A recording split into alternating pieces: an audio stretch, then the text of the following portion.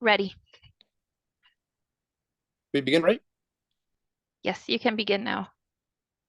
All right. So, good day.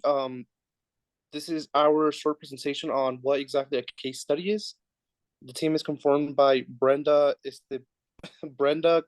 and me, Jose. This is for the class Métodos de la Enseñanza. No, Métodos de la Investigación for the carrera en Licenciatura en Enseñanza del Inglés. And let's continue. Okay. So, what exactly is a case study? Um, it's quite difficult to define it because various authors have their own definition. So we decided not to really go into depth on that. It's more, it's it's referred to as a research method, not really a focus. And in one of the readings, I mentioned something about how um it's more of an approach rather than a method, and it's also the bounding system. So, what exactly is a bounded system? It's composed of an individual or institution and a site. This basically means that the focus of your study and the location includes contextual features that describe the relationship. Um, this is more going to the idea that a good case study needs to be very detailed, which is why the relationships between the participants and the investigator are necessary, like professors, classmates, course content, and assignments. Uh, Next. So this is a very simple example of what a case study technically is. So it has a situation, which in this case is you want to know the reasons and how often L2 learners use their L1 in your classroom. Um, it's very, how do I say, concrete situation. Then the site, which was mentioned before, here it's the classroom, a location. It's basically a location, and the individuals. Well, in this case, it's possibly the whole class or specific subjects. In other words, the people that are going to be somewhat studied are, I mean, could potentially be the whole class as a group or just a specific few students. Next.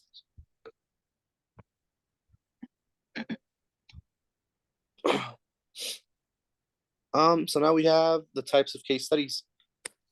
In the readings, they mentioned a few, which include intrinsic, instrumental, collective, or multiple.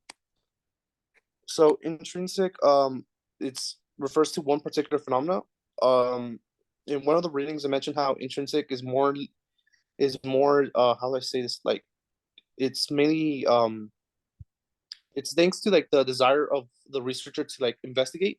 It's not really because he initially thinks it's going to be beneficial, but it's more like he finds it interesting. The instrumental is pretty much the opposite of this. Uses a descriptive approach to illustrate an issue, problem, and the collective or multiple is used to see if it leads to a better understanding and having more info on this matter. It's more like it's the collective one is more of more, I would say, more concrete in a way. Yes. Next.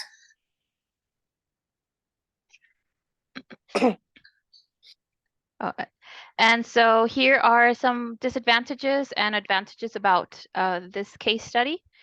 So knowing them is very important. So I'm going to start off with the advantages. So first of all, it allows for an in-depth understanding of the topic. It's like my classmate just described. It's not superficial. You really get to know the details, specific details of your research. And it does not necessarily require the investigator to follow the scientific method, as it is a more of a qualitative kind of research. Some disadvantages is that it requires a lot of time to complete. Most of the case studies are in a long-term um, lapse, and it needs to gather information from many different sources and tools and only focuses on one case at a time. So from the example my classmate just mentioned, during the first data recollection, you will determine if you will focus on the class as a whole or specific students, but with only one objective in mind, not with different objectives. So why use case study? So first of all, we have to consider carefully the following. As Chewy already mentioned, you cannot define, or it's almost impossible to define case study. So therefore, you don't choose this this type of research. Rather, it guides you. Okay. So first of all, what is the objective of the study? Remember, it's a bounded system, therefore specific to one situation. So at the beginning of your research, you have to be as specific as possible with your research questions. And depending on where that guides you, it will determine if it is a case study or not. After that, what do you wish to learn from this case study? So you need to research how the case occurs, and you want to deepen into its understanding. So you want to get specific details. What do you hope to achieve in the findings? So once again, we have to remember that this is a qualitative. So all the findings in this case do not prove anything, like if this is wrong or is this right. It's just to get in to know more information about the topic.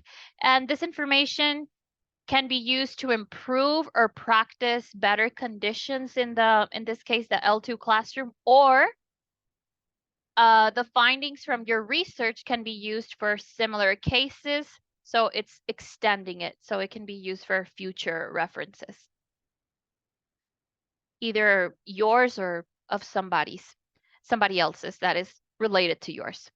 Now, how does the data collection occur? So first we decide what data is the most relevant to your research in order to choose an adequate method for data collection. So first of all, like I mentioned before, you must define your research questions. That is your first step. After that, we have 6 different types of data collection mentioned in one of the readings. So one of them is interviews with the participants. This can be one-on-one, face-to-face, or it can even just be an email and them answering you. The second one is an interview with the participants, teachers. So it's their teacher. So you reach out to them, of course, with the student being aware that you will reach out to the teacher, and so you can gather more information in depth that probably the student does not see, but the teacher does see some difficulties that the student might be presenting. Classroom observation involves you going to the classroom and observing how your participant interacts with the teacher, with their classmates, and with the material overall. Another one is the participant learning diaries, or journals as we already know them. So you would probably ask them specific reflective questions and you would obtain information from there. Another one is copies of participants' course syllabus, the reading list, assignment sheets, and policy statements. Or overall, this could be, just all of this comes in the syllabus. And this is just so you can familiarize yourself with the level of this L2 class, specifically for the L2 class, okay? And then we have also, you can obtain information from the rules, policies, and resources for international students at department and university level.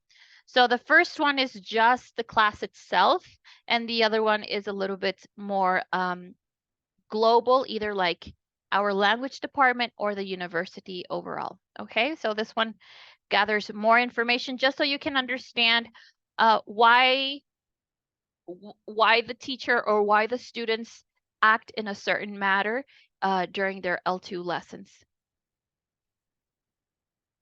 So once you are collecting your information, it's very important to understand that this data collection and analysis occurs simultaneously and continuously. So this means that you are not going to stop collecting data. You will be constantly collecting data, and you must code it. Okay, so coding is key in this case study. to keep track of your data collected.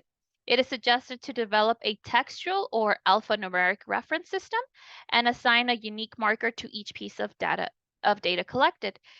And you want to keep them as simple and specific as possible. I wrote here 2 examples. So the first one is capital JI1, which this means Juan interview 1, which would be the first interview you had with this subject. And then JD1 means Juan diary 1, which would probably refer to their first entry, their diary entry, okay?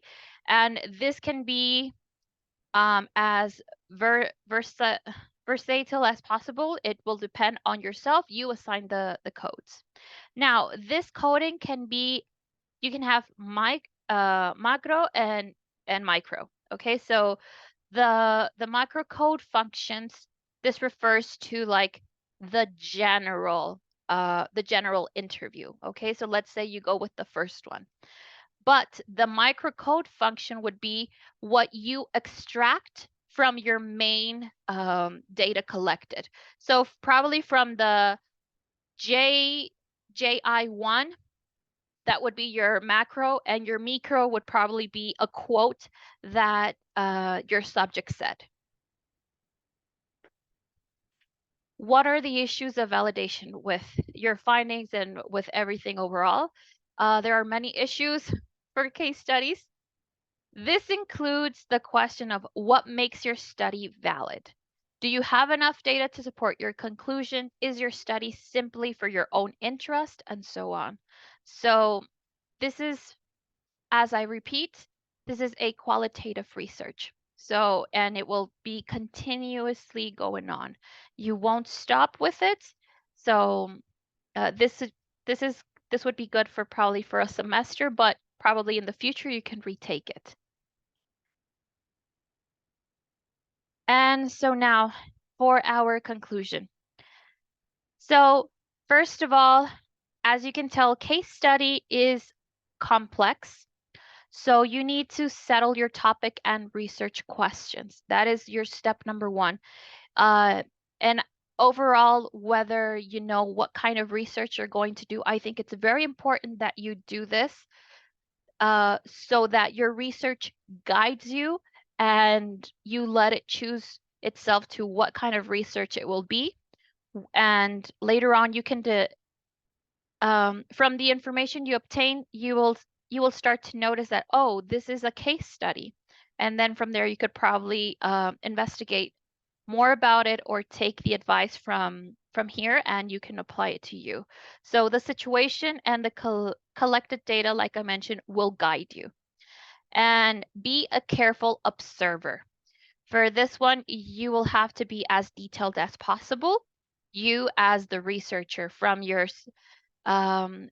subjects, just make sure that they register what you ask them for. You can even use assignments that they did in their class, so you can better understand the situation. And you need to have like your eyes really open. You have to be a good listener and just observe as much as possible. And that would be all for the case study. So thank you very much. If you have further questions, be free to send us a message or to write something in the comments. Thank you.